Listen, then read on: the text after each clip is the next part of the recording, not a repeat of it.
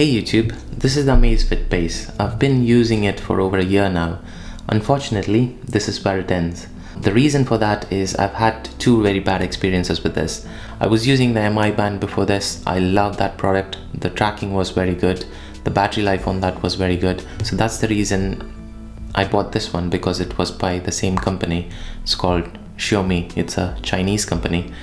And this comes for about £100.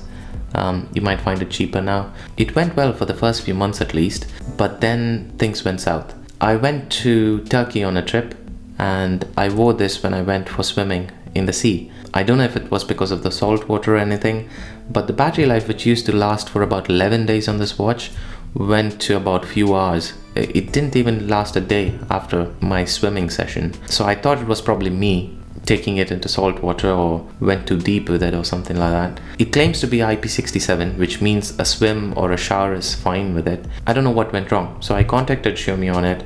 They asked me for some evidence that the battery life was not as good. I sent them some videos and they asked me to send it over, and they sent me a replacement watch. This piece is the replacement watch. 3 months from using it, I have the same problems again. I've not gone swimming in the past 3 months. Occasional rain or shower. That's all it's been exposed to, but the battery life problems have come again. Considering I've had this problem with 2 of my watches, I think I might not be the only one who's facing this issue. If you have an Amazfit base, probably you are facing this issue already. If you have not had this problem in the past year, then I'd really like to hear from you, because I don't know what I did wrong. I'd be happy to hear from you if you have a fix for this problem, but I'm not contacting Xiaomi again. I'm tired and frustrated of their service. That's going away. But last month I got the Apple Watch. I'm moving back to the Apple Watch now. The Apple Watch 3 has been out a few months now. There are plenty of unboxing videos if you want to see them. I'll just run a quick montage of what my unboxing experience was like.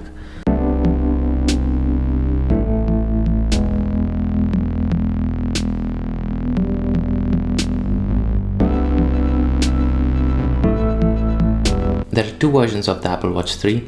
This one is the GPS only model, and there's a GPS plus LTE version. The GPS plus LTE version has an eSIM card, which is inside an electronic chip, which means you don't have to carry your phone along with you for you to take phone calls or get notifications and stream music and things like that. I went for the GPS only model because of the cost, obviously, and because of the continuous cost as well. The eSIM subscription that you need for using the Apple Watch over LTE costs £5 a month in the UK, which doesn't make sense for a feature that I'd hardly use. So that's the reason I went for the GPS only model. Also, another problem that you'd have with the LTE version is you can take phone calls on the watch without your phone along with you, but the phone call will drain your battery life drastically, which means you can't handle a phone call for over an hour. The battery will completely drain out. So I went for the Nike Plus edition on the Apple Watch. Some of you might think that the color is too blah, but I'm the kind who doesn't like my watches to keep quiet about them. Stealth mode is not what I want my watches to be in. That's the reason I had this bright fluorescent color on my Amazfit base as well. I used to like this color when I was about 8, because in school we used to have Sharpies that came in this color. And then I stopped growing. I have the mental age of an 8-year-old. What can I say? Apart from the brightly colored strap, there are a couple of more features which make the Nike Plus version stand out from the regular sport bands. And that includes the Nike Run Club app, which comes standard on the watch, but this is something you can download on your regular Apple Watches as well. Some of the watch faces you see here do not come in the regular sport versions. And also you have this tiny logo on the top with the Nike Plus there, and that's very specific to this version of the watches. There are 2 sizes of the watch as well. There's a 38mm and a 42mm. I have big wrists, so the 42 suits me. For someone with a smaller wrist, I think the 38 would suit them better. The Nike branded sport watch bands cost £49 on the Apple Store, but you can buy the same ones from China for about £2.96, which means you can buy 16 of the fake ones rather than buy one from Apple. I've got a few colors with me here. There are a few better looking straps on the Chinese stores as well, so I'll post some links below, you can go have a look. I teach you new ways of being cheap. This one I have, the case is made of aluminium and the front glass is made of Inox glass. The price starts from about $329 for the 38mm version of this. There's a stainless steel version which costs $599. It has a sapphire crystal front glass. There's also a ceramic version which starts at £1,300. It's way too much money for some tech product that would be void next year when the new version comes out. On the brighter side, there are a few nice things I noticed on the watch. The speakers are much louder when compared to the original Apple Watch. Unlike the previous versions, Siri can now talk back. Hey Siri, what's the score between India and South Africa today?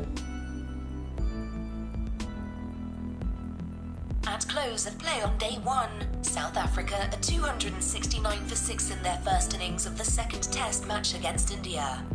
The watch is definitely much faster, but it still has a lot of room for growth when it comes to speed with the third-party apps. The Apple Watch 3 now has GPS built into it. Doesn't mean that you can use it for navigation, but it can plot your waypoints for your outdoor activities like cycling or running. It also has a built-in barometer, which is used for measuring your altitude based on the air pressure around you. It has an improved battery life and definitely charges faster than the first version. It kind of fits into my routine now because that's very important to me. I wear the watch all day, all night, and when I start getting ready for the day, I put it on charge, and in about an hour's time, it's fully charged so that I can start using it for the entire day. If you're coming from the original Apple Watch or the Apple Watch Series 1, then buying the Apple Watch Series 3 makes a lot of sense because it definitely has lots of upgrades from there. If you already have the Apple Watch Series 2, then give the Apple Watch 3 a thought because it's not too much of an upgrade. You have the GPS, the barometer, and some improved performance, but I think you can wait an extra year before you buy your next watch.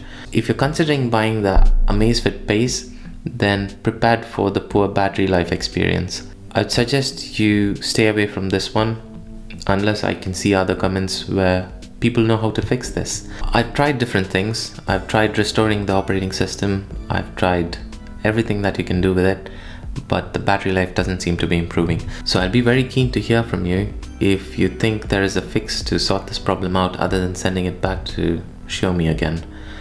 I know there's another version of this. It's called the Amazfit Bip or Bip, and a review video on that is coming shortly. I have that with me. I'm just looking through its features. So far, it's not great. It offers nothing close to what this offers, so don't be fooled by what it looks like. For instance, it doesn't even use the Amazfit app, though it's called Amazfit. It uses the MI Band app, and I don't see any upgrades for it coming anytime soon. It's £50, so you can't expect much out of it. It's more of a replacement for the MI Band rather than the Amazfit Pace.